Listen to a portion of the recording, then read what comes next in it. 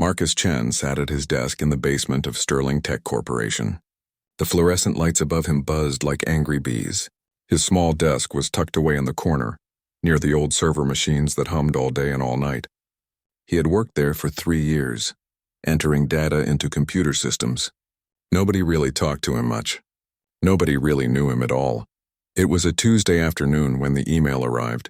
Marcus was eating his lunch at his desk like he always did. A ham sandwich and an apple, the same lunch he brought every single day because it was cheap and easy to make. He clicked on the new email without thinking much about it. The subject line read, "You are invited to the annual Sterling Tech Gala." Marcus blinked at the screen. He read it again to make sure his eyes were not playing tricks on him. The annual gala was the biggest event of the year at Sterling Tech. It was where all the important people went. The executives wore expensive suits and dresses. They drank champagne that cost more than Marcus made in a week. They talked about golf and vacation homes and things that Marcus could only imagine. He had never been invited before. Not in 3 years. Marcus opened the email slowly. His heart beat a little faster in his chest. Maybe this was a mistake. Maybe they sent it to the wrong person. But there it was, clear as day. Dear Marcus Chen, you are cordially invited to attend our annual gala on Saturday evening at the Grand Meridian Hotel. He sat back in his chair. The old chair creaked under his weight. Marcus did not know what to think. Part of him felt excited. Part of him felt confused. Why would they invite him now? What had changed? The answer came faster than he expected. Hey, look who got invited to the party. A voice called out from across the room. Marcus looked up. It was Derek Thompson, his supervisor. Derek was 35 years old with perfect hair that he probably spent an hour styling every morning. He wore expensive shoes that clicked on the floor when he walked. Derek was the kind of man who smiled with his mouth but not with his eyes. Behind Derek stood 3 other workers from the upper floors. They were all grinning. Not the nice kind of grin that makes you feel good. The other kind. The kind that makes your stomach feel tight. Did you really think they invited you because they like you? Derek asked. He leaned against Marcus's desk like he owned it. Come on, Marcus. Use that big brain of yours, one of the other men laughed. His name was Brad, and he worked in marketing. Someone posted a video of you last week, Brad said. You were eating lunch alone in the server room, talking to yourself about computer codes or something. It got shared around the office. Everyone thought it was hilarious. Marcus felt his face grow hot. He remembered that day. He had been thinking out loud about a problem he was trying to solve. He did not know anyone was watching. He definitely did not know anyone was recording. The executives saw it, Derek continued. They thought it was funny. Really funny. So funny that they decided you should come to the gala, for entertainment. The words hit Marcus like cold water. Entertainment. He was not invited because he did good work. He was not invited because they valued him. He was invited to be laughed at, to be the joke of the evening. We're taking bets on what you'll wear, another man said. This one worked in sales. Marcus could never remember his name. I'm guessing you don't own a suit? They all laughed again. Then they walked away, their voices echoing in the basement as they climbed the stairs back to their offices with windows and natural light. Marcus sat very still. He looked at the email on his screen. The words blurred a little bit. He was not sure if he was angry or sad or something else entirely. Maybe he was all of those things at once. He closed the email. Then he opened it again. Then he closed it. For the rest of the afternoon, Marcus could not focus on his work. Numbers on the screen looked like strange symbols. His fingers felt clumsy on the keyboard. His mind kept going back to that video. He wondered how many people had seen it. He wondered how many people had laughed. When 5 o'clock came, Marcus packed up his things. He put his empty lunch container in his old backpack. He turned off his computer and stood up. His legs felt heavy as he walked to the stairs.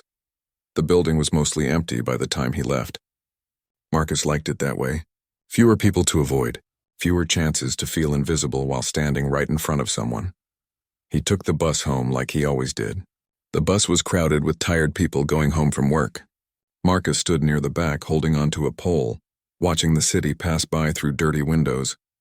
Big buildings, bright signs, people rushing everywhere. The world moved so fast and Marcus always felt like he was standing still. His apartment was small. One bedroom, one bathroom, a kitchen that was barely big enough to turn around in. But it was his, and it was clean, and the rent was cheap enough that he could afford it on his salary. Marcus had lived there for 5 years, even before he started working at Sterling Tech. He dropped his backpack by the door and went straight to his closet. He pushed aside his everyday clothes, work shirts, jeans, t-shirts for weekends. At the very back, covered in a plastic garment bag, was a suit. Marcus pulled it out slowly. The suit was black, simple, nothing fancy, but it was well made and it still fit him. He knew it would. He had not gained or lost weight in years. He laid the suit on his bed and stared at it. This was the suit he wore to his mother's funeral. The memory came back sharp and clear, like it always did. It had been 4 years ago. 4 years since cancer took his mother away. 4 years since he stood in a small church and played the piano one last time while people cried in the pews. His mother had loved music. She had loved it more than anything except for Marcus himself. When he was 7 years old, she took him to a neighbor's house. The neighbor had an old piano in her living room. Marcus touched the keys and something inside him woke up. His fingers found melodies he did not know he could play. His mother saw it immediately.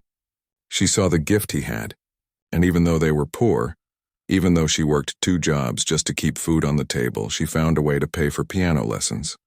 Every week Marcus went to Mrs. Patterson's house down the street. Mrs. Patterson was old and strict, but she knew music. She taught Marcus how to read notes, how to feel the rhythm, how to let the music flow through him instead of fighting against it. Marcus practiced every day, in the morning before school, in the evening after homework.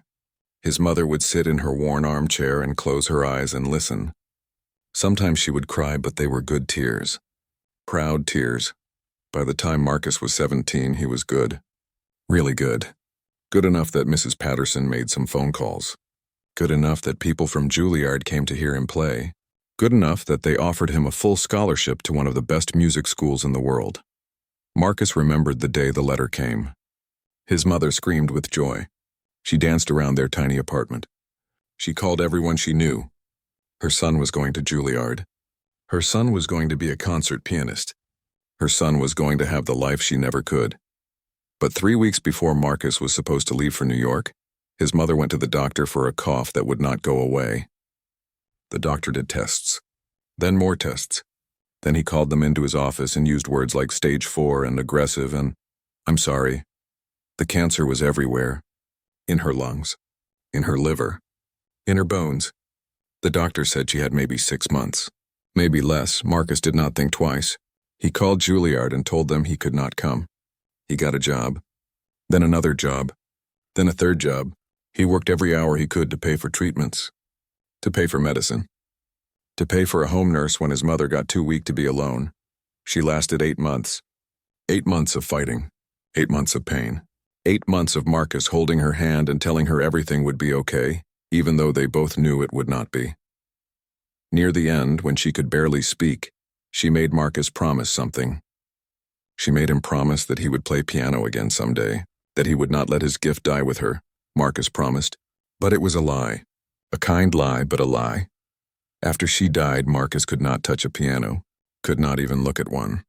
Every time he saw those black and white keys, he saw his mother's face. He heard her voice.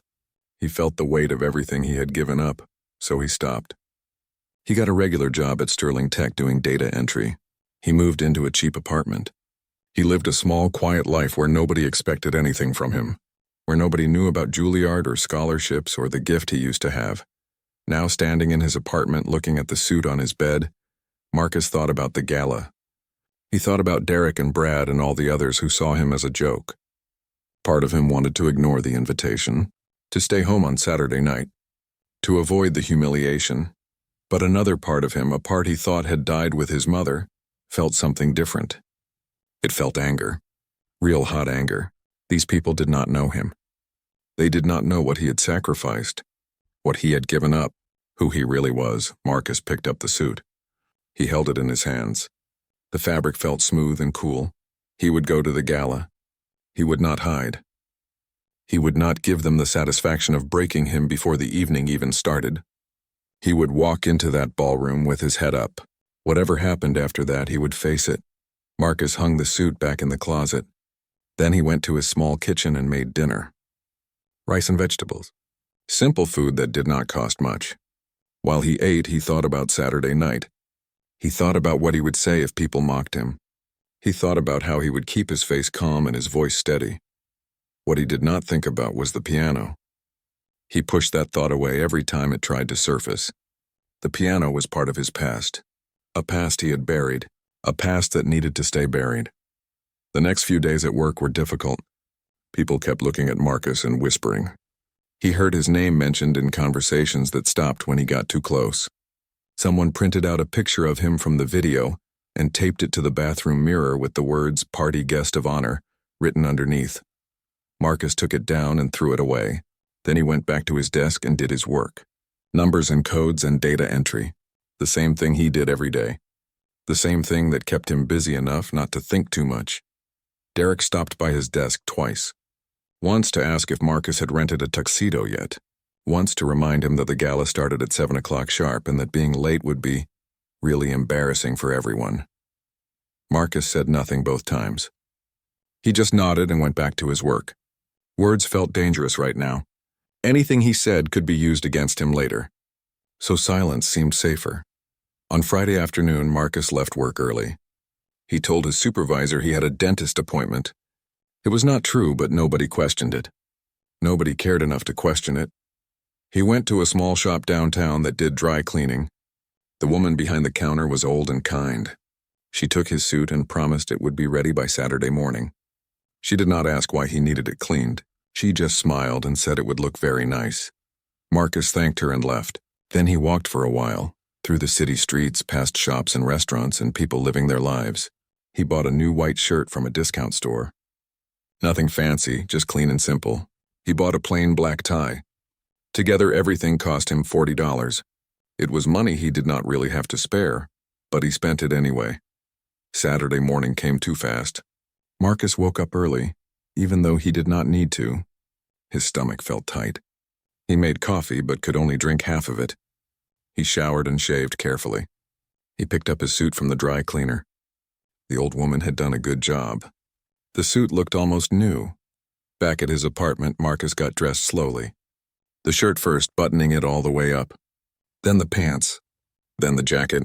Then the tie, which he had to redo 3 times before it looked right. He looked at himself in the small mirror by his door. He looked different. Older, maybe. More serious. The suit fit him well. Better than he remembered. For just a moment, he looked like someone who belonged at a fancy gala, someone important. Then he remembered why he was really invited and the feeling disappeared. Marcus checked the time. It was 6 o'clock. The gala started at 7. The Grand Meridian Hotel was downtown. He could take the bus and be there in 30 minutes. That would give him time to walk in, find his table, sit down before too many people arrived. He grabbed his wallet and his keys. He took one last look around his apartment. Then he walked out the door, locked it behind him, and headed toward whatever was waiting for him that evening. The bus ride felt longer than usual. Marcus sat by the window and watched the city change as they drove downtown. The buildings got taller. The streets got cleaner. The people walking on the sidewalks wore nicer clothes. This was not his world. This was where people like Derek lived. People who never worried about money or respect or being invisible. The Grand Meridian Hotel stood 30 stories tall, all glass and steel and lights. Marcus got off the bus a block away and walked slowly toward it. Other people were arriving too. Men in tuxedos, women in long dresses that sparkled under the streetlights. They arrived in expensive cars. They laughed and talked and looked like they belonged. Marcus walked through the front door. The lobby was huge with marble floors and crystal chandeliers and music playing softly from hidden speakers. A man in a uniform directed him toward the ballroom on the 2nd floor. Marcus climbed the wide staircase. His heart beat hard in his chest. His hands felt cold. At the top of the stairs, 2 large doors stood open. Inside, he could see the ballroom. Round tables covered in white cloth, centerpieces of flowers, candles everywhere. And in the corner on a small stage sat a grand piano. Marcus stopped walking. He stared at that piano, black and shining and beautiful. He had not been this close to a piano in 4 years. Not since his mother's funeral. Not since he made himself forget what it felt like to play. "Are you coming in, or are you just going to stand there?" a voice asked. Marcus turned. It was Brad from marketing. He was already holding a glass of champagne. His face was red like he had already had a few drinks. "Come on," Brad said. "The fun's about to start. And you're the main attraction." He laughed and walked past Marcus into the ballroom. Marcus took a deep breath, then another. Then he stepped through the doors into the evening that would change everything. The ballroom was even bigger than it looked from the doorway. Marcus walked in slowly, trying not to look as nervous as he felt. The ceiling was high, decorated with painted designs and hanging lights that looked like diamonds. Everything in the room seemed to sparkle. The floor, the glasses, even the people. Marcus found his name at a table near the back of the room.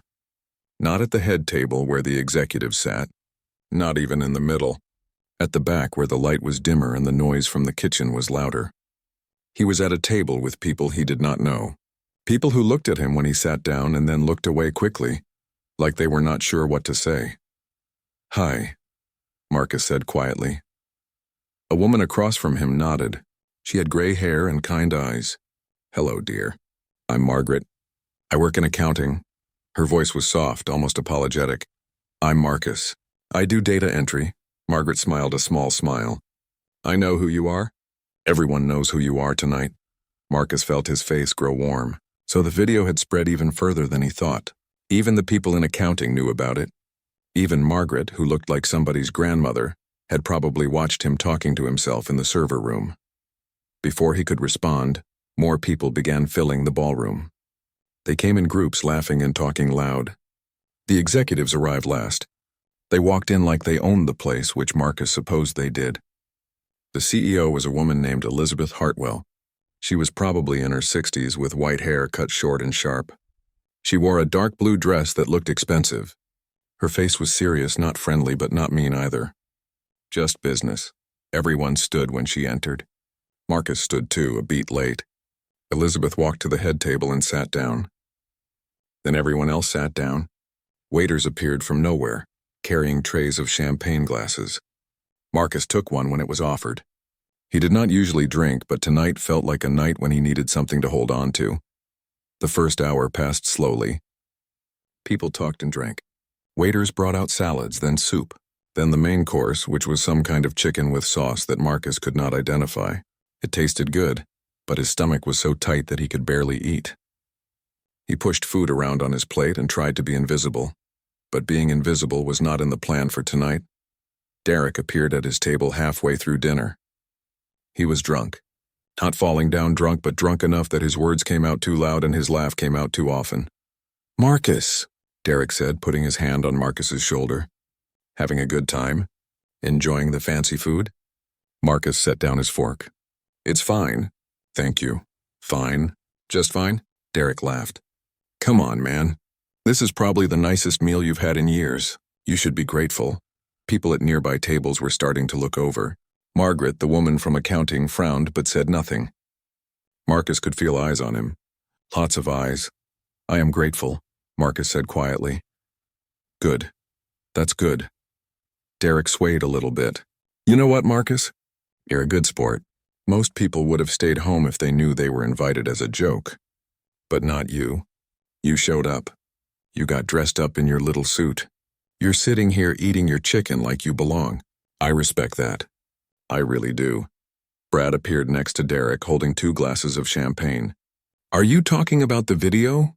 he asked. "Man, that video was gold. Pure gold. I must have watched it 10 times. 20 times for me," Derek said. They both laughed. Marcus felt something hot and angry rise in his chest. He wanted to stand up. He wanted to tell them exactly what he thought of them. But he stayed sitting. He kept his face calm. He had promised himself he would not give them the satisfaction of seeing him break. "You know what I love about that video?" Brad continued. He was speaking loud enough that people 3 tables away could hear. "It's that he's talking to himself like the computers can hear him. Like they're his friends or something. It's just so sad. Pathetic," Derek added. "But also hilarious." Margaret stood up suddenly. Her chair scraped against the floor. "That's enough," she said. Her voice was not loud, but it was firm. "Leave him alone." Derek turned to look at her. His smile did not reach his eyes. Relax, Margaret. We're just having some fun. Right, Marcus? We're all friends here. Marcus said nothing. He could not trust his voice right now. If he spoke, he might say something he would regret. Or worse, his voice might shake and they would know they had gotten to him. Brad leaned down close to Marcus's ear. Hey, I heard a rumor. Someone said you used to play piano. Is that true? Can you play chopsticks? That's probably your speed, right? The words hit Marcus like a punch. Piano, they were talking about piano. He had not told anyone at Sterling Tech about his past, about Juilliard, about the scholarship, about any of it. How did they know? Derek must have seen something in Marcus's face because he grinned wider. Oh, we did our research. Brad found some old stuff online. Local newspaper article about some kid from a poor neighborhood who got into a fancy music school. That was you, wasn't it? What happened? Did you fail out? Marcus's hands gripped the edge of the table. His knuckles turned white. He still said nothing. Come on, Marcus. Tell us the story. Did they kick you out? Did you realize you weren't good enough? Did you? He took care of his dying mother. Margaret's voice cut through Derek's words like a knife. She was still standing. Her kind face was now hard. His mother had cancer. He gave up his scholarship to take care of her. That's what happened. And if you had one shred of decency, you would be ashamed of yourselves. The tables around them had gone quiet. People were listening now. Really listening. Derek's face changed. For just a second he looked uncomfortable. Then the smile came back, but it was different now. Forced. Hey, we didn't know. We were just joking around. No need to get all serious. You should leave, Margaret said. Both of you. Brad held up his hands. Fine. We're going. Sorry if we hurt anyone's feelings. But his tone said he was not sorry at all. They walked away, back to their own table. The conversations around the room slowly started again. But Marcus could feel people looking at him. Some with pity, some with curiosity, some with something else he could not identify. I'm sorry, Margaret said softly, sitting back down. I shouldn't have said anything. I just couldn't stand listening to them anymore. It's okay, Marcus managed to say. His voice came out rough. Thank you. Is it true? About your mother? Marcus nodded. He did not trust himself to say more. Margaret reached across the table and patted his hand. You're a good son. I hope you know that. Marcus swallowed hard. He picked up his glass of champagne and drank it all in 3 gulps. The bubbles burned his throat. He wanted to leave. He wanted to walk out of this ballroom and never come back. But his legs felt heavy. His body felt stuck to the chair. The dinner plates were cleared away. Dessert came. Small chocolate cakes with raspberry sauce. Marcus ate his without tasting it. The room grew louder as people drank more. The lights seemed brighter. Everything felt too much. Then the lights dimmed. A spotlight appeared on the small stage at the front of the room. Elizabeth Hartwell, the CEO, stood and walked to a microphone that had been set up. Good evening, everyone, she said. Her voice was clear and strong. Thank you all for joining us tonight. As you know, this gala celebrates another successful year at Sterling Tech. We've grown. We've innovated. We've exceeded expectations, people clapped. Elizabeth waited for the noise to die down. Part of our success comes from the talented people in this room. All of you work hard every day to make this company what it is. And tonight I want to acknowledge that. More clapping. Marcus clapped too, mechanically. Now we usually have entertainment at this event. A live band, a singer. Something special. But unfortunately, our pianist for tonight had to cancel at the last minute. A family emergency. Elizabeth paused. So we're left with a beautiful piano and no one to play it unless...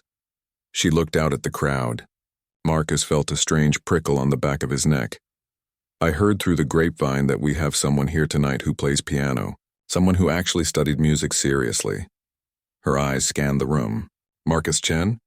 Are you here? Marcus's heart stopped. His whole body went cold. People were turning around looking for him. A spotlight swung across the room, searching. There you are, Elizabeth said. The spotlight found him. Marcus squinted in the bright light. Marcus, I heard you play beautifully. Would you honor us with a performance? The room was silent. Everyone was staring at Marcus. Derek and Brad were at their table, grinning. They thought this was the best joke yet. The data entry clerk who thought he could play piano. This would be the grand finale of the evening's entertainment. Marcus could not breathe. His mind was spinning. How did Elizabeth know? Who told her? And why was she asking him to do this? To humiliate himself in front of everyone? To prove that he was nothing special? That he was exactly what Derek said, pathetic? Marcus? Elizabeth's voice was patient, not mocking, just waiting. Margaret leaned close to him. You don't have to do it, she whispered. You can say no, but could he? If he said no now, everyone would think he had lied, that he never could play, that Margaret had made it all up to defend him. He would be an even bigger joke than before. And there was something else. Something deeper. As Marcus sat there in the spotlight feeling hundreds of eyes on him, he felt a stirring inside, an old anger, an old pain, an old part of himself that he had tried so hard to bury. His mother's voice came to him across the years. Promise me you'll play again someday. Promise me you won't let your gift die with me. He had made that promise. He had broken it. For 4 years, he had broken it every single day. Marcus stood up. His legs were shaking. The room seemed to tilt a little bit. He could hear his own heartbeat in his ears, loud and fast. He took one step forward. Then another. Wonderful, Elizabeth said. Please, everyone, give Marcus some encouragement. People clapped. Some of the clapping sounded genuine. Some of it sounded curious. Some of it, from Derek's table, sounded like they were enjoying a show that was about to go very wrong. Marcus walked toward the stage. Each step felt like it took forever. His suit suddenly felt too tight. The room was too hot. He loosened his tie a little bit as he walked. The piano sat in the spotlight. It was a beautiful instrument. A Steinway grand piano, black and shining. The lid was already up, showing the strings inside. Marcus had not been this close to a piano in 4 years. He had avoided them. Crossed the street when he saw music stores. Changed the channel when piano concerts came on television.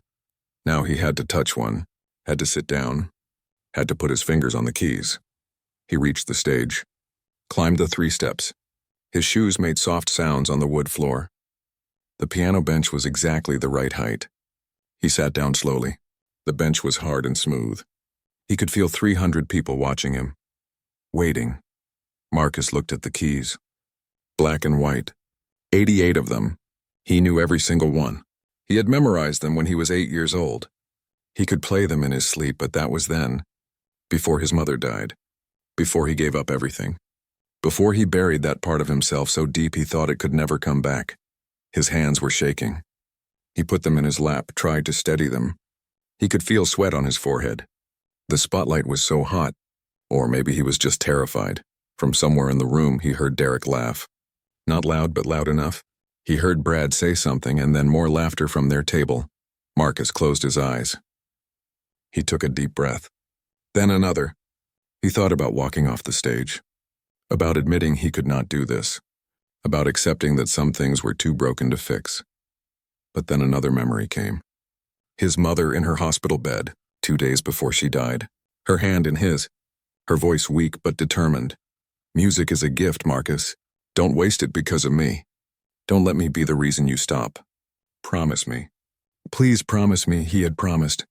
And he had broken that promise every day for 4 years. Marcus opened his eyes. He looked at the piano keys. They looked back at him, waiting, patient, ready. He lifted his hands. They were still shaking, but he placed them on the keys anyway. The ivory was cool under his fingers, smooth, familiar. It felt like coming home after a long journey. The room was completely silent now. No one was talking. No one was drinking. Everyone was watching, waiting to see if Marcus Chen, the basement data entry clerk, could actually play. Marcus took one more breath. Then his fingers found the first chord. The sound that came from the piano was pure and clear and strong. It filled the ballroom. It rose to the ceiling and bounced off the walls and washed over every person in the room. Marcus played the opening notes of Rachmaninoff's Piano Concerto No. 2. It was the piece his mother loved most. The piece he played at her funeral. The piece he swore he would never play again because it hurt too much. His fingers remembered. Even after 4 years, they remembered. They moved across the keys like they had never stopped. The muscle memory was still there. The feeling was still there. The music was still there, buried deep inside him, waiting for this exact moment. The notes flowed out of him. Soft at first, then building, growing stronger.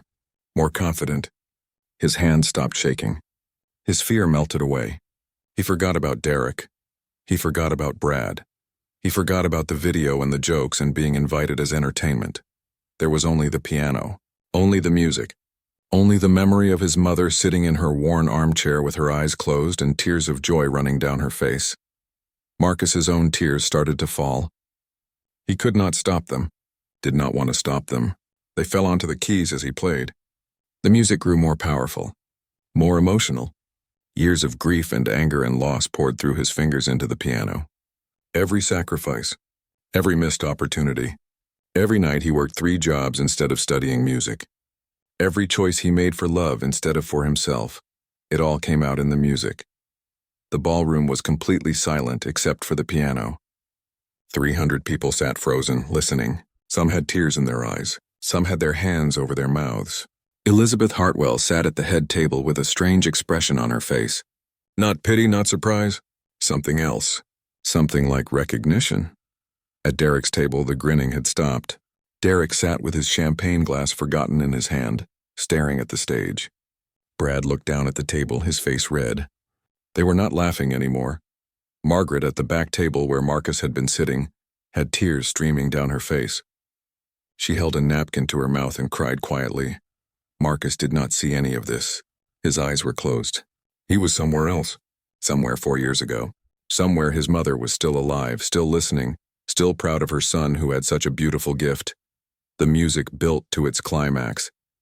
Marcus's hands flew across the keys, fast then slow, loud then soft. Every emotion he had bottled up for 4 years came pouring out. The piano sang. It cried. It celebrated. It mourned.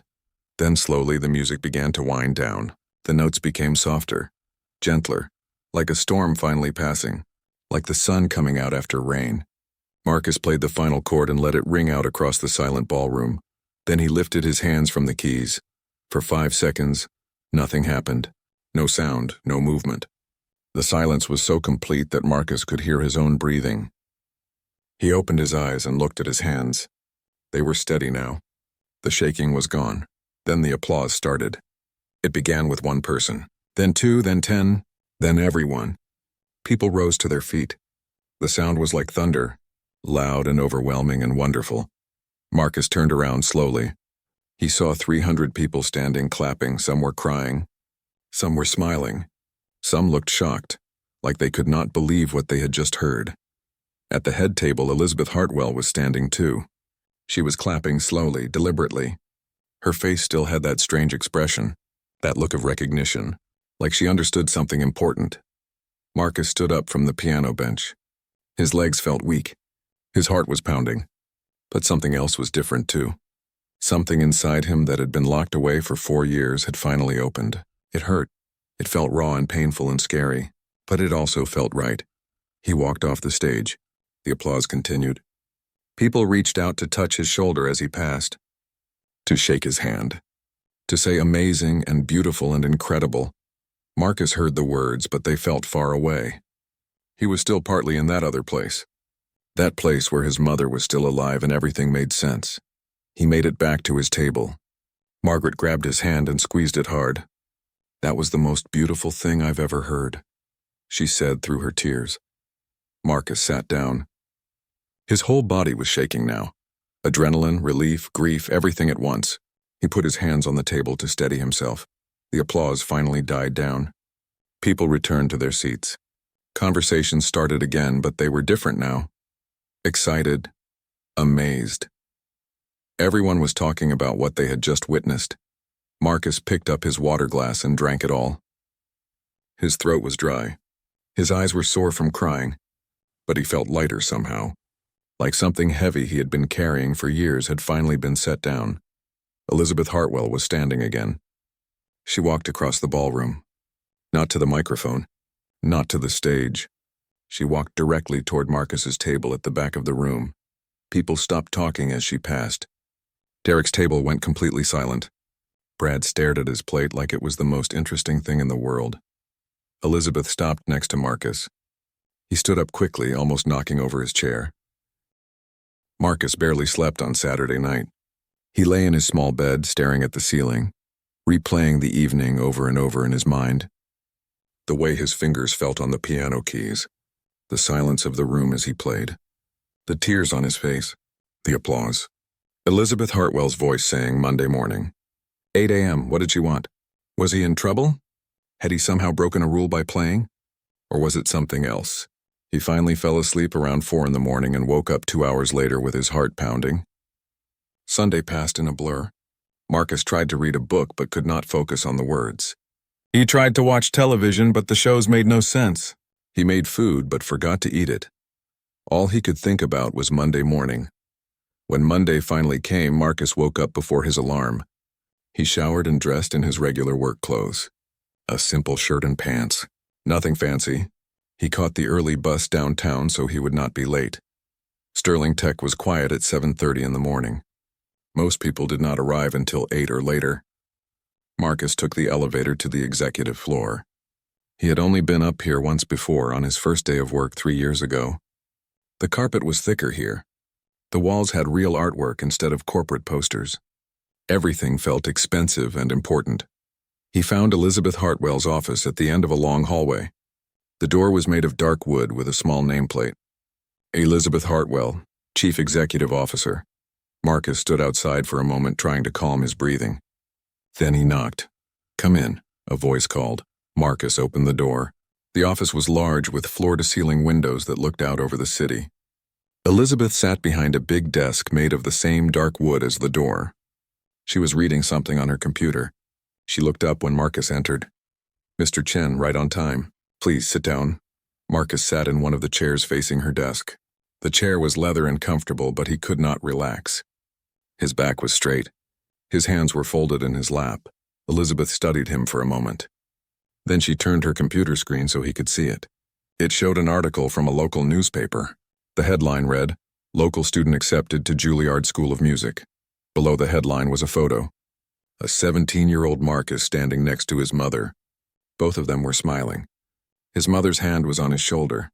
Marcus's throat went tight when he saw the picture. His mother looked so happy, so proud, so alive. I found this Saturday night after the gala, Elizabeth said. I was curious about you, about how someone working in our basement could play like that. So I did some research. She pointed to another window on her screen. I also found your mother's obituary. And the dates.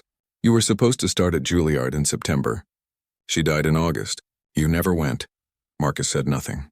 His eyes stayed on the photo of his mother. You gave up a full scholarship to one of the best music schools in the world, Elizabeth continued. You stayed home to take care of her, to work, to pay for treatments. That's what Mrs. Patterson said at the gala, and now I know it's true. Yes, ma'am, Marcus finally said. His voice was quiet. Elizabeth leaned back in her chair. I want to tell you something, Mr. Chen, something personal. I had a daughter, Emily. She was brilliant. She got accepted to medical school when she was 22. Full scholarship. She was going to be a surgeon. Marcus looked up. Elizabeth's face had changed. The hard business expression was gone. Now she looked tired, sad. My husband got sick the month before Emily was supposed to start school. Cancer. Like your mother. Emily called the medical school and told them she couldn't come. She stayed home to take care of her father. She worked. She paid bills. She sat with him during treatments. Elizabeth paused. He died 18 months later. By then, Emily's scholarship was gone. She couldn't afford medical school without it. She never became a surgeon. I'm sorry, Marcus said softly. She's 43 now. She works as a nurse. She loves her job. But sometimes I see her looking at doctors' offices or hospitals with this expression on her face. Like she's wondering what her life would have been if things had been different.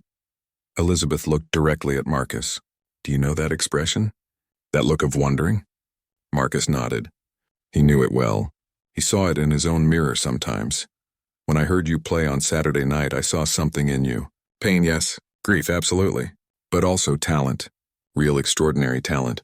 The kind of talent that shouldn't be wasted. Elizabeth picked up a folder from her desk. I looked at your employment record. You've worked here for 3 years. Data entry. Same position the entire time. No raises except the standard cost of living adjustments. No promotions. No recognition. She opened the folder and slid it across the desk to Marcus.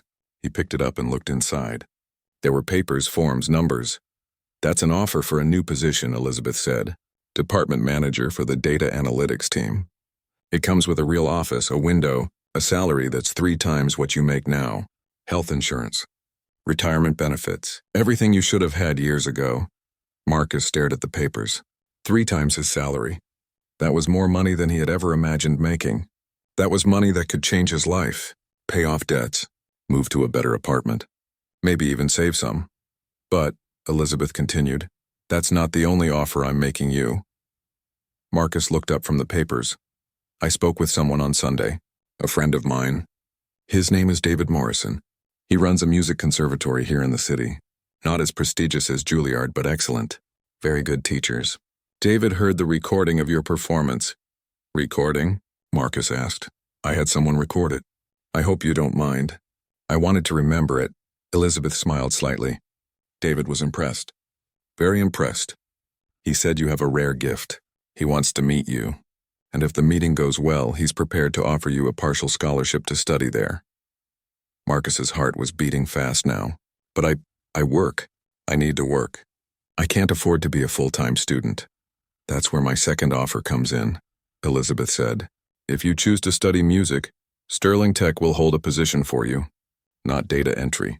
Something better. You'll work part-time while you study, 20 hours a week. We'll pay you enough to live on and help cover the cost the scholarship doesn't. When you graduate, if you want to come back full-time, the job will be waiting. If you want to pursue music professionally, you'll leave with our blessing and our support. Marcus could not speak. He looked at the papers in his hands. Then at Elizabeth. Then back at the papers. This could not be real. Things like this did not happen to people like him. Why? He finally asked. Why would you do this for me? Elizabeth was quiet for a moment. Because I couldn't do it for my daughter. Because talent like yours shouldn't be buried in a basement entering data. Because what those men did to you at the gala was wrong, and this company should be better than that. She paused. And because when I heard you play, I heard someone speaking a language I wish more people could speak. Music like that is important. It matters. Marcus looked down at his hands. The same hands that had touched piano keys on Saturday night. The same hands that had held his mother's hand as she died. The same hands that had typed data into computers for 3 years because he did not know what else to do. I need to think about it, he said quietly. Of course. Take your time. The offers will be here when you're ready. Elizabeth stood up. Marcus stood up too. She held out her hand. Whatever you decide, Mr. Chen, I want you to know something. You played with more courage on Saturday night than most people show in their entire lives. That takes strength. Don't forget that, Marcus shook her hand. Thank you, ma'am. He walked out of the office in a daze. The hallway seemed longer than before. The elevator ride down to the basement took forever. When he got to his desk, he just sat there. The computer screen was dark. The chair creaked like it always did. Everything was the same as it had been on Friday. But Marcus felt completely different. His phone buzzed. A text message from a number he did not recognize. This is David Morrison from the conservatory. Elizabeth gave me your number. I'd love to meet with you this week if you're available. The recording she sent me was remarkable. Marcus stared at the message. Then another text came. This one from Margaret in accounting. I heard you met with Elizabeth this morning. I hope it went well. You deserve good things, Marcus. How did Margaret know already? But then Marcus remembered. This was Sterling Tech. News traveled fast here. Especially news about the CEO calling someone to her office. Throughout the day, people stopped by his desk. People who had never spoken to him before. They wanted to tell him how much they enjoyed his performance, how moved they were, how talented he was. Some asked if he would play again. Maybe at the next company event. Maybe at the holiday party. Marcus thanked them all politely. But inside he felt overwhelmed. Too many voices. Too many questions. Too much attention. He was used to being invisible. This was the opposite of invisible. At lunch, he did not go to the server room like usual. Instead, he walked to a small park a few blocks from the office. He sat on a bench and ate his sandwich and watched people walk by. Office workers. Parents with children. Old couples holding hands. Everyone living their lives. Everyone with their own stories. Their own choices. Their own what-ifs. Marcus thought about the 2 offers Elizabeth had made. The safe choice was obvious. I did it, she shouted. Dad, I did it! The father was crying. Happy tears. Proud tears. Marcus understood those tears. His mother had cried them too so many times, watching him play piano, watching him succeed, watching him be everything she had hoped he would be. Marcus stood up from the bench. He walked back to Sterling Tech, back to his basement desk. But instead of sitting down, he pulled out his phone. He looked at David Morrison's text message. Then he typed a response. I would like to meet with you. When works best for you? The reply came fast. How about Wednesday at 2 p.m.? The conservatory is on Maple Street. I'll be in my office, Marcus sent back. I'll be there. Then he opened a new message. This one to Elizabeth Hartwell. He had her direct number now from the paper she gave him. He typed carefully. Thank you for the offers. I need a few days to think. But I wanted you to know that what you did means more than I can say. He hit send. Then he sat down at his desk and went back to work. Numbers, data, screens, the same thing he had done for 3 years. But now for the first time it felt temporary, like he was standing at a crossroads and both paths stretched out before him, and he just had to decide which one to take. Wednesday came too quickly. Marcus left work at 1:30 and took the bus to Maple Street. The conservatory was in an old building that used to be a mansion. It had been converted into classrooms and practice rooms. Music came from every window. Piano, violin, voices singing scales. Marcus stood outside for a moment, listening. It had been so long since he heard live music, since he was around other musicians, since he was part of that world. He walked inside. A student at the front desk directed him to David Morrison's office on the second floor. Marcus climbed the stairs slowly. The walls were covered with photos of students performing, concert programs, awards. This place was alive with music in a way his basement at Sterling Tech never was. David Morrison's office was small but warm. Books everywhere, music sheets stacked on every surface, a small keyboard in the corner. David himself was about 50 with gray hair and glasses. He stood when Marcus entered and shook his hand firmly. Marcus, thank you for coming. Please sit. David gestured to a chair. He sat across from Marcus, leaning forward with his hands clasped. Elizabeth sent me the recording of your performance. I've listened to it probably 30 times now. It's extraordinary. The technique is there, absolutely. But more than that, there's emotion. Real, raw emotion. That's what makes music matter. Thank you, Marcus said. Tell me your story. How did you start playing? What happened after Juilliard? Marcus told him. All of it, his mother. The scholarship. The cancer. The choice. The 3 jobs. The funeral. The 4 years of not playing. It all came out easier than he expected. David listened without interrupting. His face showed understanding, sympathy, recognition. My father was a musician, David said when Marcus finished. A violinist. He had a chance to join a major orchestra in Europe when I was young. But my mother got sick. He stayed. He never joined that orchestra. He taught music at a local high school instead. David smiled sadly. He never regretted it. But I always wondered if he thought about what could have been. Did he ever play again? After? Marcus asked. Every day, David said. Until the day he died. Music was part of him. Choosing family over career didn't change that. It just changed how he expressed it. David leaned back in his chair. That's what I want you to understand, Marcus. Music isn't something you can turn off. You tried. You tried for 4 years. But it was still there, waiting. Saturday night proved that. Marcus nodded slowly. I'm scared, he admitted. What if I'm not good enough anymore? What if I've lost too much time? You won't know until you try, David said simply. And yes, you've lost time. Yes, you'll have to work hard to catch up, but you have something most of my students don't have. You have life experience. You have pain. You have depth. That makes your music real. That makes it matter. He pulled out some papers from his desk drawer. Here's what I'm offering. A partial scholarship. It covers about 60% of tuition. With Elizabeth's arrangement at Sterling Tech, you'll work part-time and study part-time. It won't be easy. You'll be tired. You'll be busy. But it's possible. And at the end, you'll have a degree in music. What you do with that degree is up to you. Marcus looked at the papers, then at David. Then at the window where he could see students walking between buildings carrying instrument cases talking about music. "Can I think about it?" Marcus asked. "Just a few more days." "Of course. This is a big decision. Take the time you need." David stood and walked to the keyboard in the corner. "But before you go, would you play something for me?" "Just a little bit. I want to hear you in person." Marcus hesitated. Then he stood and walked to the keyboard. It was small, not like the grand piano at the gala, but it would work. He sat down and placed his fingers on the keys. He played something simple, a piece by Chopin, one his mother used to love. His fingers moved slowly, carefully. It had only been 4 days since the gala, but already he could feel the rust coming back, the stiffness in his hands, the hesitation, but the music was still there. Under the rust, under the fear. It was still there. He played for 3 minutes. Then he stopped and stood up. David was smiling. "You belong here, Marcus. I hope you choose to come." Marcus left the conservatory in a daze. He walked for a while instead of taking the bus. He needed to think. To process, to decide. That evening in his small apartment, Marcus stood in front of the closet where his suit still hung. The suit he wore to the gala.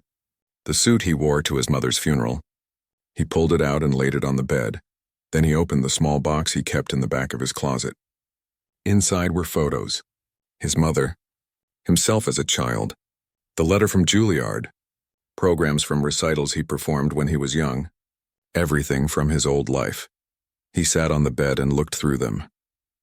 His mother's face smiled back at him from every photo. Young and healthy in the early pictures. Older and tired in the later ones. But always proud, always loving. Marcus picked up the Juilliard letter. He had not read it in years. The words were familiar but painful. "We are pleased to offer you a full scholarship." He never got to finish that sentence. Never got to see what came after. But maybe he did not need to. Maybe there was another path. Not the one he originally planned. Not Juilliard. Not that version of his life. But something else. Something new. Something that honored both his past and his future. Marcus put the photos back in the box. He hung the suit back in the closet. Then he sat at his small kitchen table and pulled out his phone. He opened a new message to Elizabeth Hartwell. "I've decided," he typed. "I want to study music. I want to take the part-time position and the scholarship. Thank you for believing in me." He hit send before he could change his mind. Then he opened another message, this one to David Morrison. "I accept your offer. When can I start?" The reply came within minutes. "Classes begin in 2 weeks. Welcome to the conservatory, Marcus." Marcus set his phone down. His hands were shaking, not from fear this time, from something else. Something that felt like hope, like possibility, like the door to a room he thought was locked forever had suddenly opened. He stood and walked to his window. Outside, the city lights were coming on as the sun set. People were heading home from work, living their lives, making their choices. Marcus made his choice. It was not the safe choice. It was not the easy choice. But it was his choice. And for the first time in 4 years, he felt like he was moving forward instead of just surviving. He thought about Saturday night, about sitting at that piano, about his mother's promise, about the music that came out of him after years of silence. That was not an ending, he realized. That was a beginning, and now he had to see where this new beginning would take him. The first day at the conservatory felt like stepping into a different world. Marcus arrived 30 minutes early, carrying a backpack with notebooks and pens. He wore clean jeans and a simple shirt. Around him, other students chatted easily about pieces they were learning and teachers they hoped to study with. Most of them looked young. 18, 19, maybe 20, fresh from high school with their whole lives ahead of them. Marcus was 28, almost a decade older than most of his classmates. He felt it in every interaction. When a girl with bright red hair asked him what high school he went to, he had to explain he graduated 10 years ago. When a young man invited him to a party that weekend, Marcus had to decline because he had work the next morning at Sterling Tech. The conservatory was small compared to Juilliard, only about 200 students total, but the teachers were good, really good. Some had performed with major orchestras, some had won international competitions. They knew music inside and out. Marcus's first class was music theory. The teacher, Professor Walsh, was an older woman with sharp eyes and a sharper tongue. She did not care if students felt comfortable. She cared if they learned. Music theory is the foundation, she said on that first day. Without it, you're just making noise. With it, you understand why certain notes work together, why certain progressions move us, why music has power. Marcus took notes frantically. Some of this he remembered from his lessons as a teenager, but much of it was new, or forgotten. 4 years away from music had erased more than he realized. After theory came private lessons. Marcus had been assigned to study with Professor Chen. No relation despite the same last name. Professor Chen was in his 60s, originally from Taiwan, and had performed piano across the world for 40 years before retiring to teach. Their first lesson took place in a small practice room. Just Marcus, Professor Chen, and a grand piano. Play something for me, Professor Chen said, settling into a chair. Anything you like. Marcus sat at the piano. His fingers felt stiff. He had not practiced since Wednesday 3 days ago when he played for David Morrison. He chose something simple. A Mozart sonata he used to know well. He got through the first page before Professor Chen held up his hand. Stop. Marcus stopped. His heart sank. He was rusty. Too rusty. The professor was going to tell him he was not ready, that he needed to wait, that he should come back when he was better prepared. But Professor Chen just smiled slightly. You play like someone afraid of the piano, like you think it will bite you if you press too hard. I haven't played in 4 years, Marcus admitted. Not until last week, I know. David told me your story. Professor Chen stood and walked to the piano. May I? Marcus moved to the chair. Professor Chen sat down and placed his hands on the keys. Then he played the same Mozart piece Marcus had just attempted. The difference was immediate. Where Marcus had been careful and hesitant, Professor Chen was bold and confident. The notes sang. They danced. They filled the small room with joy and energy. He finished the page and looked at Marcus. You see the difference? You're better than me, Marcus said. No, I'm not afraid. You have the technique. You have the knowledge. What you don't have is trust. You don't trust yourself. You don't trust the piano. You don't trust the music. Professor Chen stood and gestured for Marcus to return to the piano. Play it again. But this time, play like you mean it. Play like you believe what you're saying. Marcus sat back down. He took a breath. Then he played. It was better this time. Not perfect. Not as good as Professor Chen, but better. Stronger. More confident. Good, Professor Chen said when he finished. That's the beginning. Now we build from there. The weeks that followed were exhausting. Marcus woke up at 6 every morning. He practiced piano for an hour before work. Then he went to Sterling Tech and worked his part-time schedule from 9 to 1. 20 hours a week like Elizabeth promised. He had a small office now. Nothing fancy, but it had a window. Natural light. A door that closed. His new position was coordinating between different departments, making sure data flowed properly, fixing problems before they became big problems. It was still computer work, but it required thinking. Problem solving, communication, it was better than data entry. Much better. At 2 o'clock, Marcus left Sterling Tech and took the bus to the conservatory. Classes from 3 to 6. Music theory, music history, ear training. Then practice rooms were available until 10 at night. Marcus stayed as late as he could, usually leaving around 9. By the time he got home, made dinner, and did homework, it was midnight. He slept 6 hours and started again. It was brutal. After 2 weeks, Marcus was exhausted. After 4 weeks, he was so tired he could barely think straight. His fingers hurt from practicing. His back hurt from sitting at pianos all day. His eyes hurt from reading music theory textbooks late at night. But something was happening. Slowly, week by week, the rust was coming off. His fingers remembered faster. His mind processed music more quickly. The fear was fading, replaced by something else.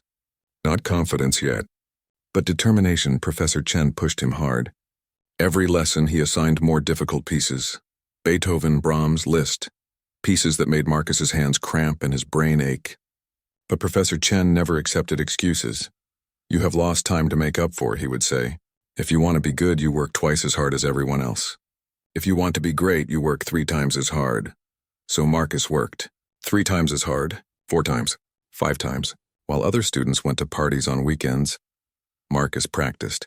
While they slept in on Sunday mornings, Marcus was in a practice room. While they complained about difficult assignments, Marcus just nodded and kept working. The other students noticed. At first they tried to include him, invited him to study groups, asked if he wanted to get coffee. But Marcus always said no. He had work. He had practice. He had no time for socializing. Eventually they stopped asking. He became the older guy who kept to himself. The serious one, the one who was always in the practice rooms, always working, always alone. Marcus told himself it did not matter. He was not here to make friends. He was here to learn music, to honor his mother's memory, to prove to himself that the last 4 years had not destroyed his gift. But sometimes, late at night in his apartment, he felt lonely. He missed having people to talk to. He missed the easy conversations he used to have with his mother. She would have been so proud to see him studying music again. So happy. But she was gone, and Marcus was doing this alone. 3 months into the semester, Professor Chen announced that all students would perform in a recital. A small one, just for other students and teachers, but everyone had to participate. It was part of the curriculum. Marcus's stomach dropped when he heard the news. Playing at the gala had been one thing. That was spontaneous, emotional. He had not had time to overthink it, but a planned performance? That was different. That meant preparing, rehearsing, worrying. You will play Chopin's Nocturne in E-flat major, Opus 9, No. 2, Professor Chen told him after class one day. It is beautiful, emotional, perfect for you. Marcus knew the piece. His mother used to request it all the time. It was gentle and sad and lovely. But that was also the problem. It reminded him too much of her. Playing it would open old wounds. Can I play something else? Marcus asked.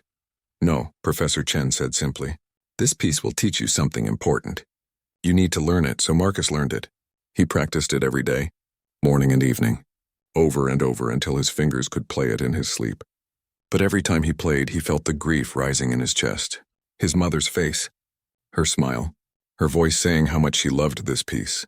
The night before the recital, Marcus could not sleep.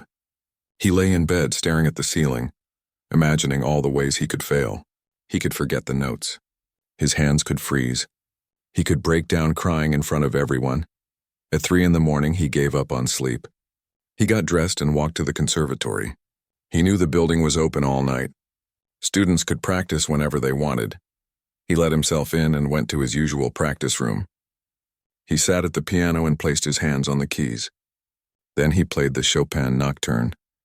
In the dark room with no one listening, the music sounded different, sadder, more honest. Marcus played with his eyes closed, letting the notes flow through him. He thought about his mother, about all the times she sat listening to him practice, about her funeral, about the 4 years he spent running from this exact feeling. Tears ran down his face, but he kept playing. The music wrapped around him like a blanket, sad but comforting, painful but healing. When he finished, he sat in the dark for a long time. His hands rested on the keys. His breathing was slow and steady. Something inside him felt different, lighter. That was beautiful. Marcus jumped and turned around. A girl stood in the doorway. She was young, maybe 20, with long dark hair and kind eyes. Marcus recognized her from his music theory class but did not know her name. I'm sorry, she said quickly. I didn't mean to spy. I was in the next practice room and heard you playing. It was really beautiful. Thank you, Marcus said, wiping his face quickly. She stepped into the room. I'm Sarah. We're in Professor Walsh's class together. Marcus. I know. She smiled. Everyone knows you. You're the guy who plays all the time. The serious one. Marcus did not know what to say to that. Sarah sat in the chair by the door. Can I tell you something? When I first saw you, I thought you were so intense, like you were angry at the piano or something. But just now, listening to you play, I realized you're not angry. You're just sad. Marcus looked down at the piano keys. My mother died 4 years ago. She loved this piece. I'm sorry, Sarah said softly. My brother died 2 years ago. Car accident. He was 17. She paused. Music helps. It doesn't fix it, but it helps. They sat in silence for a moment. Two people who understood loss, who understood that music could hold grief in a way words could not. The recital is in 8 hours, Sarah said. Are you going to be okay? Marcus thought about it. Then he nodded. I think so. Good, I'll be there listening. And when you play this piece, I'll know what it means to you. That makes it special. She stood and walked to the door. Get some sleep, Marcus. You'll do great. Then she was gone and Marcus was alone again. But he felt less alone than before. Someone understood. Someone had heard his story and had not run away. He went home and slept for 3 hours. Then he woke up, showered, and dressed in his suit. The same suit from the gala. The same suit from the funeral. It was becoming his performance suit. His armor. The recital was at 2 in the afternoon. Marcus arrived early and sat backstage listening to other students perform. Some were good. Some were nervous and made mistakes. Everyone clapped politely after each performance. Then it was his turn. His name was called. Marcus stood and walked onto the small stage. The audience was maybe 50 people, students, teachers, a few parents. Nothing like the gala. Much smaller. Much less intimidating, but his heart still pounded. His hands still shook. He sat at the piano. He adjusted the bench. He placed his hands on the keys. In the audience, he saw Sarah. She smiled at him. A small, encouraging smile. Marcus took a breath. Then he played. The Chopin nocturne flowed out of him like water. Gentle and sad and beautiful. He forgot about the audience. He forgot about his nerves. He played for his mother. For her memory. For all the time she listened to him practice this exact piece in their small apartment, while she sat in her worn chair and cried happy tears. The music told a story. Of love and loss. Of grief and healing. Of a son who missed his mother and honored her through the thing she loved most. When the last note faded, Marcus lifted his hands from the keys. The room was quiet for a moment. Then applause filled the space. Not thunderous like at the gala, but warm, appreciative, real. Marcus stood and bowed slightly. Then he walked off stage, his legs shaking. Professor Chen found him in the hallway afterward. You played with your heart, the professor said. That is what matters most. Technique can be taught, heart cannot. Thank you, Marcus said. The piece hurt you to play. I could see it. But you played it anyway. That takes courage. Professor Chen patted his shoulder. You are becoming a real musician, Marcus. Not just someone who plays notes. Someone who speaks through music. The rest of the semester passed quickly. Winter came and the conservatory grew cold. Marcus practiced with fingerless gloves to keep his hands warm. He drank too much coffee and not enough water. He lost weight from running between work and school and practice, but he improved. Every week he was better than the week before, faster, more confident, more musical. At Sterling Tech, people noticed the change in him too. He walked differently now, talked differently. There was energy in him that had not been there before. Even though he was exhausted, he seemed more alive. Derek, his old supervisor, avoided him now. They passed in hallways sometimes. Derek would nod slightly and keep walking. The cruel jokes had stopped. The mockery had ended. Word had spread about what Elizabeth Hartwell had done for Marcus. About the promotion. About the scholarship. No one wanted to be on the wrong side of that story. Margaret from accounting stopped by Marcus's office once a week. She always brought him something. A cookie, a piece of fruit, a sandwich. You're too skinny, she would say. You need to eat more. Marcus appreciated her kindness. She reminded him a little of his mother. That same gentle concern, that same desire to take care of people. One day in late November, Elizabeth Hartwell herself stopped by his office. Marcus jumped up from his chair when she entered. Please sit down, she said, waving him back to his seat. She sat in the chair across from his desk. How are the classes going? Good, really good. Hard but good. And the work here? Is the schedule manageable? Yes, ma'am. 20 hours is perfect. More than that would be too much. Elizabeth nodded. I've been hearing good things about you. The departments you coordinate with say you're efficient, professional. They like working with you. Thank you. She looked at him carefully. You look tired, Marcus. Are you taking care of yourself? The question surprised him. When was the last time someone asked if he was taking care of himself? I'm okay. Just busy. Busy is one thing. Burning out is another. Make sure you sleep. Eat properly. Take breaks. She stood to leave, then paused. I gave you this opportunity because I believed in you. Don't make me regret it by destroying your health in the process when I won't, Marcus promised. After she left, Marcus sat at his desk and thought about her words. When was the last time he took a break? When was the last time he did something just for enjoyment, not because it was required? He could not remember. That weekend, instead of practicing all day, Marcus went for a walk in the park. He sat on a bench and watched people, families, couples, dog walkers, just normal people living normal lives. He bought a coffee and drank it slowly, not rushing to get back to a practice room. It felt strange at first, like he was wasting time, but after an hour, something inside him relaxed. The constant tension in his shoulders eased. His mind felt clearer. When he did go to the conservatory that afternoon, he played better than he had in weeks. His fingers were more fluid, his interpretations more creative. Rest had helped. Professor Chen had been right. He could not work all the time. He had to take care of himself too. As the semester drew to a close, final exams approached. For Marcus, that meant a jury, a performance in front of all the piano teachers. They would evaluate his progress, decide if he could continue in the program. Marcus spent 2 weeks preparing. He had to play 3 pieces. The Chopin Nocturne he performed at the recital, a Bach Prelude and Fugue, and a Rachmaninoff Prelude. Together they represented different styles, different challenges. The day of the jury, Marcus woke up with his stomach in knots. This was different from the recital. This was judgment. This was his musical future being decided. He arrived at the conservatory an hour early. He sat in a practice room and played through all 3 pieces twice. By the time his appointment came, his hands were warmed up and ready. The jury room was small. 5 piano teachers sat behind a long table. Professor Chen was there, but he did not smile or give Marcus any encouragement. This was official, professional. Marcus sat at the piano. "Please begin with the Bach," one of the teachers said. Marcus played the Bach Prelude and Fugue. It was mathematical, precise. Every note had its place. Every voice had its role. He played it cleanly, accurately, exactly as it was written. Now the Chopin. The Nocturne was different, emotional, expressive. Marcus played it thinking of his mother like he always did. The sadness flowed through his fingers into the keys. And finally, the Rachmaninoff. This was the hardest piece. Fast, powerful, demanding. Marcus's hands flew across the keys. His whole body moved with the music. It required everything he had. All his strength, all his focus, all his passion.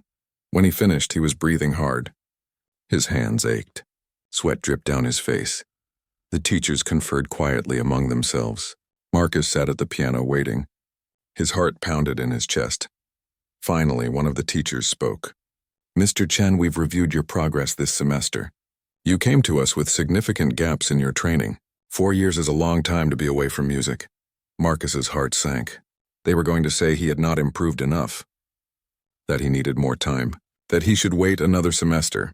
However, the teacher continued, "Your dedication has been remarkable. Your progress has exceeded our expectations.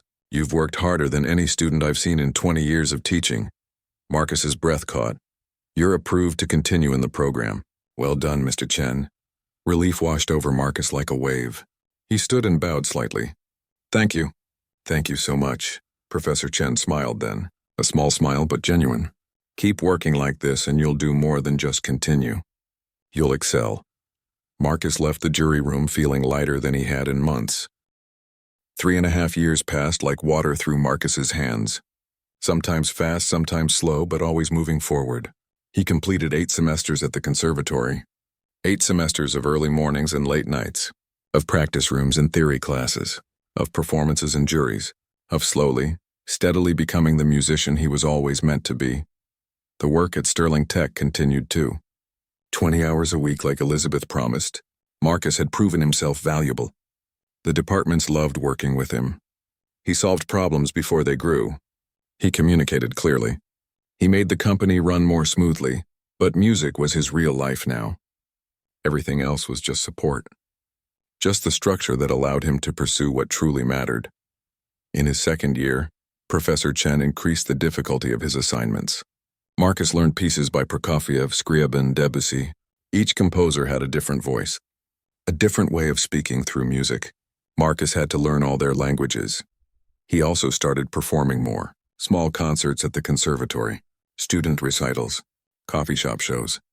Each performance taught him something new about stage presence. about managing nerves, about connecting with an audience.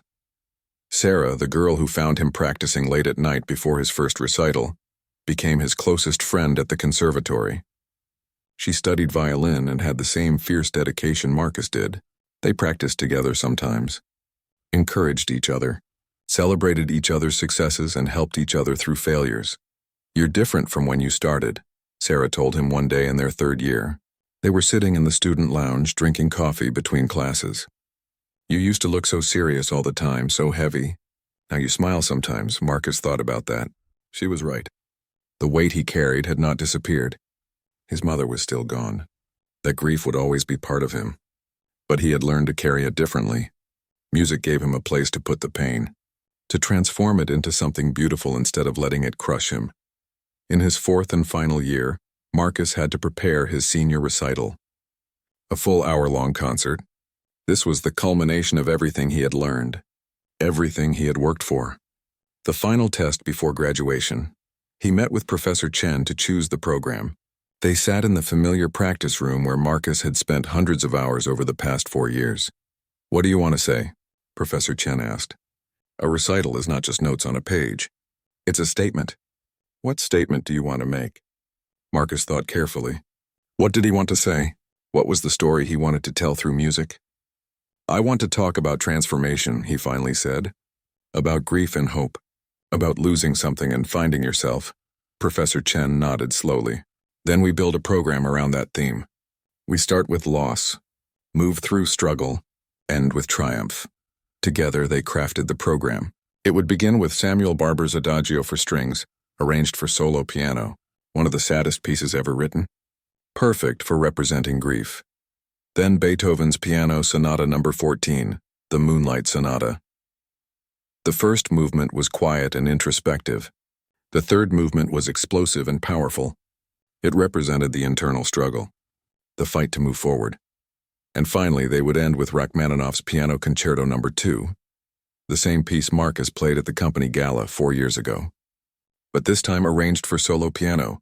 This time, he would play it not as someone drowning in grief, but as someone who had learned to swim through it. "It's ambitious," Professor Chen said. "The Rachmaninoff alone is 40 minutes. Adding the other pieces makes this a very long, very difficult program." "I can do it," Marcus said. And he meant it. 4 years of training had prepared him for this.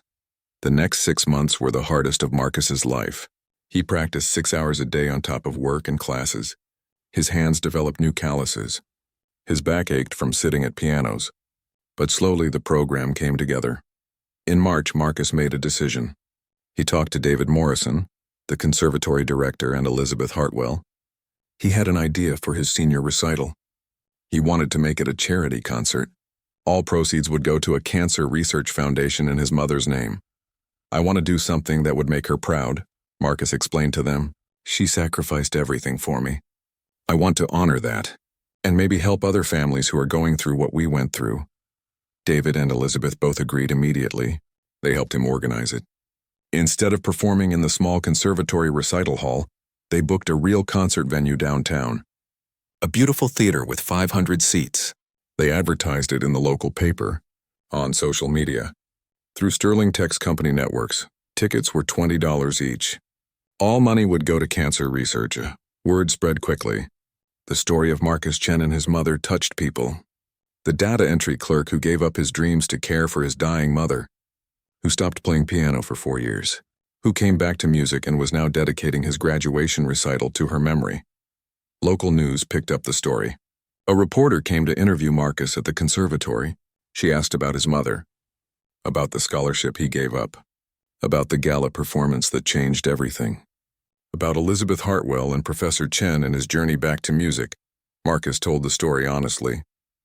All of it, the pain and the sacrifice, the years of struggling, the moment at the gala when he touched piano keys again after so long, the decision to return to music school, the hard work, the growth. "What would your mother think if she could see you now?" the reporter asked at the end of the interview. Marcus had to take a moment before answering. His throat felt tight. "I think she would be happy. Not because I became successful or because I'm graduating, but because I kept my promise to her. I played again. I didn't let my gift die with her." The article ran 2 weeks before the concert. It included the photo of teenage Marcus and his mother from the old newspaper article about his Juilliard acceptance. The photo where they were both smiling, both so full of hope. Marcus could barely look at it. But people responded powerfully. Ticket sales increased immediately. Within a week, the concert was completely sold out. Marcus's nerves grew as the date approached. This was bigger than anything he had ever done. Bigger than the gala. Bigger than any student recital. 500 people would be watching him, judging him, expecting something special. The night before the concert, Marcus could not sleep. Again, just like before his first recital. But this time he did not go to the conservatory alone. Sarah came with him. They let themselves into the building and went to Marcus's usual practice room. He sat at the piano but did not play immediately. He just looked at the keys. "What if I fail?" he asked quietly. "What if I forget the notes? What if I'm not good enough?"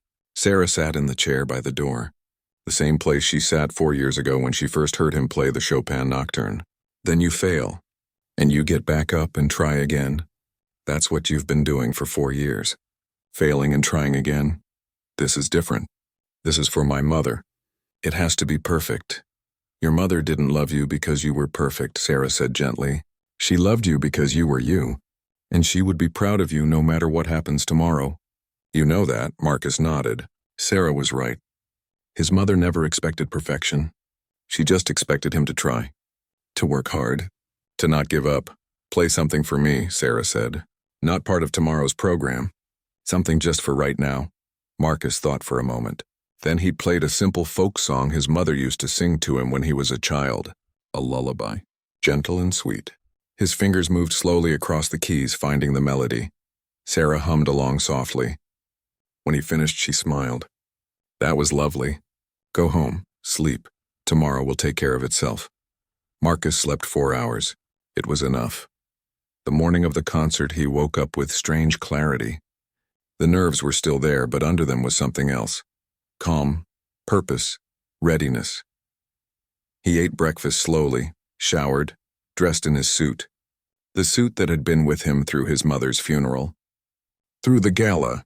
Through every important moment of the past 4 years. It fit him perfectly now, like armor he had grown into. At noon, he went to the theater for a final rehearsal. The stage was large, much larger than any he had played on before. The piano in the center was magnificent. A Steinway concert grand, the same model used in the greatest concert halls in the world. Marcus sat at it and played through sections of his program. The theater was empty except for the stage crew setting up lights and sound. His music echoed in the empty space, filling it with sound. By 4 o'clock, people began arriving. Marcus watched from backstage as the theater filled. 500 seats, every single one occupied. He saw people from Sterling Tech. Elizabeth Hartwell sat in the front row. Margaret from accounting was there with her husband. Derek was there too, sitting near the back, looking uncomfortable. Students from the conservatory filled an entire section. Sarah and his other classmates. Professor Chen sat with the other teachers. David Morrison was there. Everyone who had been part of Marcus's journey. But there were also people Marcus did not know. Strangers who had read the article, who had been moved by his story, who wanted to support cancer research in memory of a woman they never met. At 7:30, the house lights dimmed. When he finished the piece, the silence in the theater was profound. No one moved. Some people were crying quietly. Marcus moved immediately into the Beethoven Moonlight Sonata. The first movement was gentle, contemplative, like walking through a dark forest, trying to find a path forward. The third movement exploded with energy and fury. This was the struggle, the anger at unfairness, the fight to survive. Marcus's hands flew across the keys. His whole body moved with the music. Sweat dripped down his face. The music built and built until it reached a climax and then ended suddenly, like a door slamming shut. He paused for 30 seconds. Let the silence settle. Then he began the final piece. Rachmaninoff's Piano Concerto No. 2.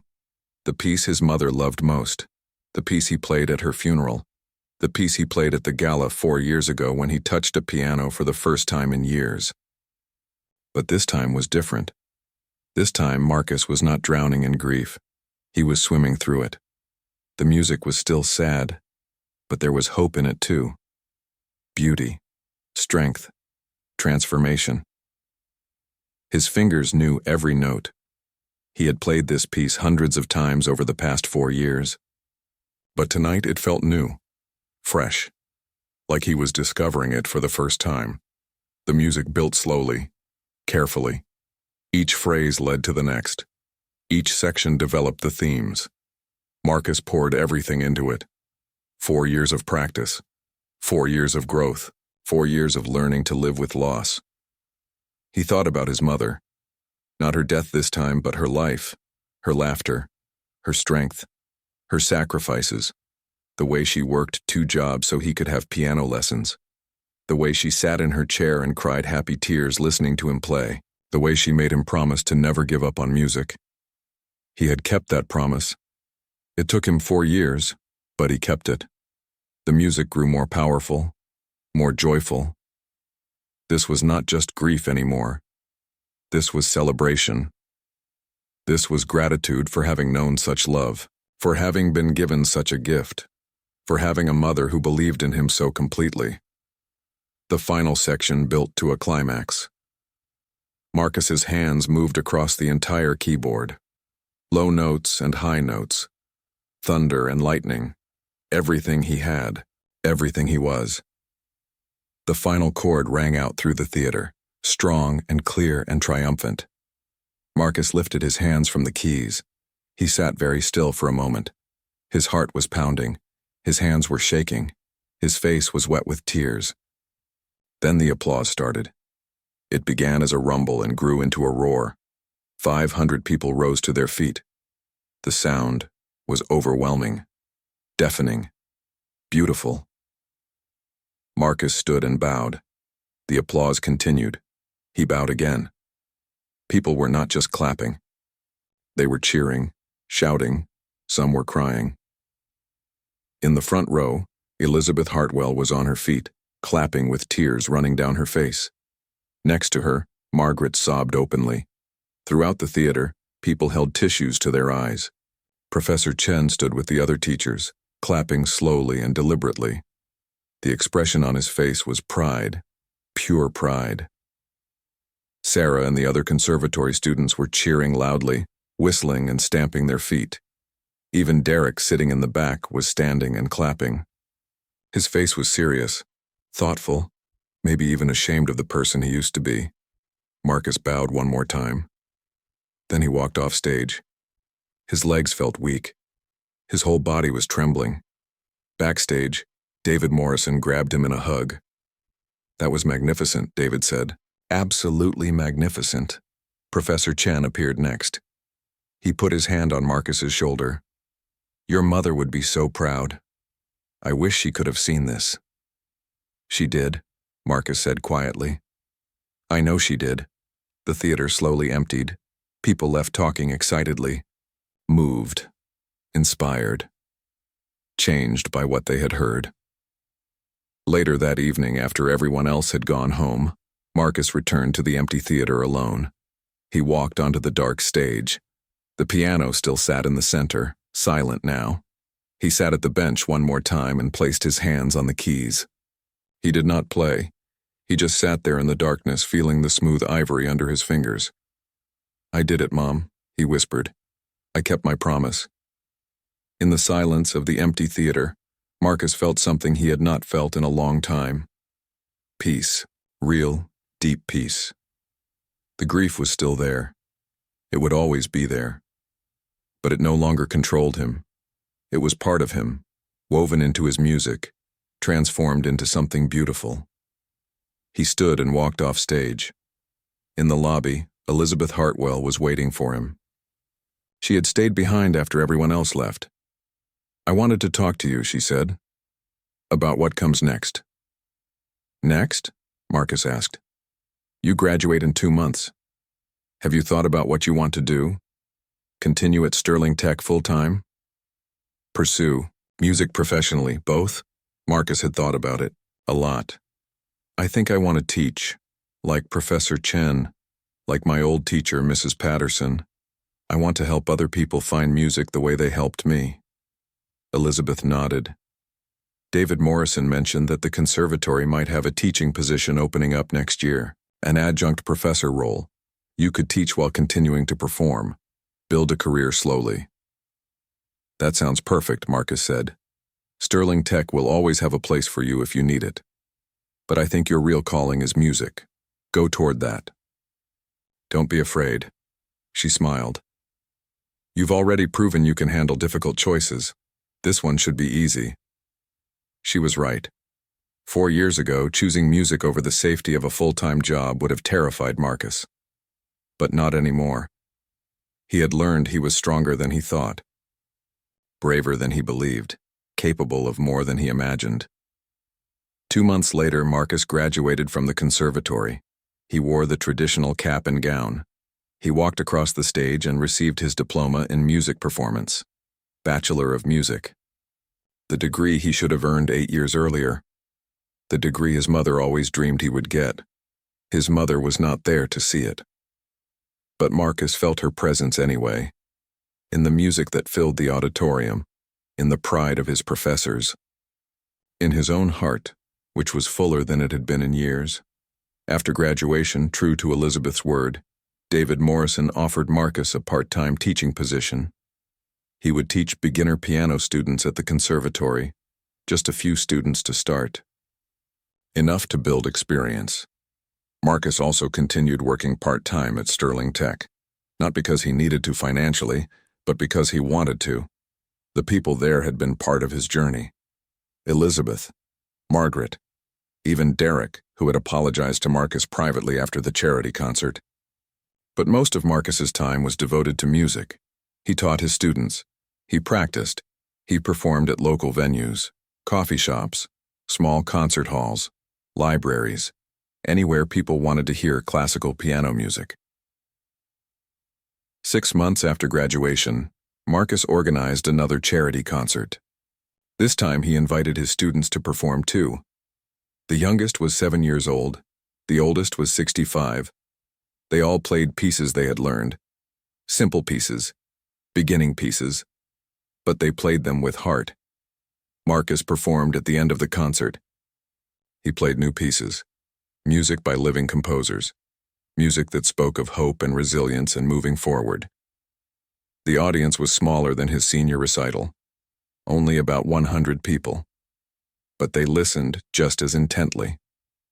After the concert, a man approached Marcus. He was older, maybe 70, with white hair and kind eyes. I wanted to tell you something, the man said. I read about you in the paper last year, about your mother, about giving up Juilliard to take care of her. He paused. I did the same thing 40 years ago. I was accepted to study art in Paris, but my father got sick and I stayed home. I never went back to art. I became an accountant instead. I'm sorry, Marcus said. Don't be. I had a good life, a happy life, but I always wondered what might have been. The old man smiled. Seeing you tonight, seeing what you've accomplished after going back to music, it gives me hope. It's never too late. Maybe I'll try painting again. Marcus felt his throat tighten. You should. Even if it's hard. Even if it's scary. You should try. Thank you, the man said. Then he walked away, leaving Marcus standing in the lobby of the small concert hall, thinking about how many people carried dreams they had set aside, how many people never picked them back up. He had almost been one of those people, if not for the gala, if not for Elizabeth, if not for that one moment when he decided to walk through the door and sit at the piano. He had almost let his gift stay buried forever. But he did not. He chose to try. He chose to be brave. He chose his mother's dream for him even though she was gone. That night, Marcus went home to his apartment. It was bigger now, 2 bedrooms instead of 1. The second bedroom had been converted into a practice room with a small upright piano. He did not need to go to the conservatory to practice anymore. He could play whenever he wanted. Marcus sat at his piano and played for an hour. No particular pieces, just improvisation. Melodies that came from his heart. Some sad, some happy, some somewhere in between. When he finished, he looked at the photo on his piano. His mother, young and smiling, her hand on teenage Marcus's shoulder, both of them full of hope for the future. "Thank you," Marcus whispered to the photo. "For everything, for the sacrifices, for the lessons, for making me promise. Thank you." The photo did not respond. It never would. But Marcus did not need it to. He knew his mother heard him. In the music, in the life he had built, in the promise he had kept. He had been invited to the company gala as a joke, as entertainment,